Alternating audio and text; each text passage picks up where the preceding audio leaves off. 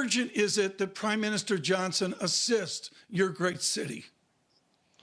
It's really important. It's a pleasure to join you and Lisa and Bloomberg TV, but it's really important that governments across the globe, including my country, understand that the recession we're facing could very soon turn into a depression. And that's why we need an active industrial strategy as we come out of lockdown.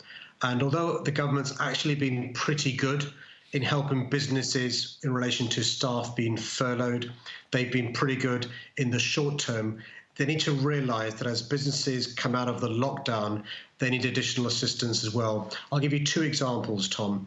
Many public authorities have lost their tax bases from people who used to pay what we call council tax, now losing their jobs, not paying those taxes, but also businesses who used to pay business rates have stopped paying business rates because their businesses have basically been incubated for the last 3 months. That means municipal governments haven't got the funds to provide services. So I've led by example, taken a pay cut, but we need the government to step in for the medium to long term to support not just municipal governments, but businesses too. And I think governments across the globe will have to do this.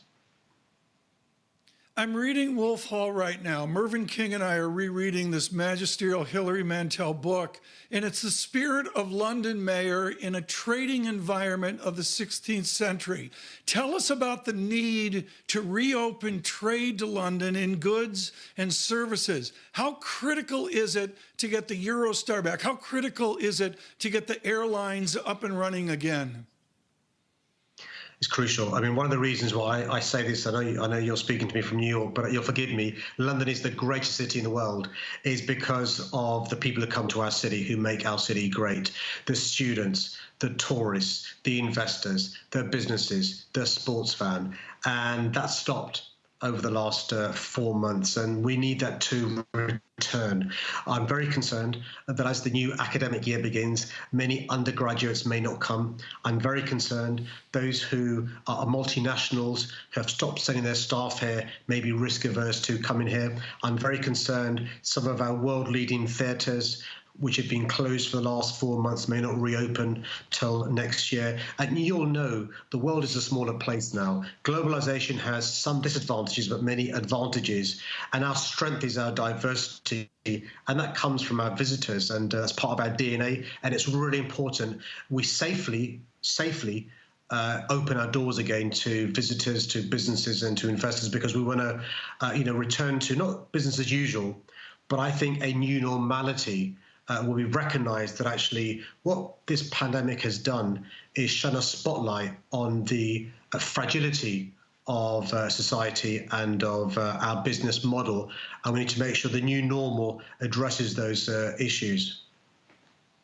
Mayor Khan, I will say that our colleague Jonathan Ferro reminds us of the preeminence of London on a regular basis. I do wonder, going forward, about some of the social unrest that we're seeing in the biggest cities around the world with Black Lives Matter protests in London that have been ongoing. And I'm wondering how this complicates issues that you've been calling for more police at a time with lower budgets and a time with increasing pressure on that presence. How do you go forward here?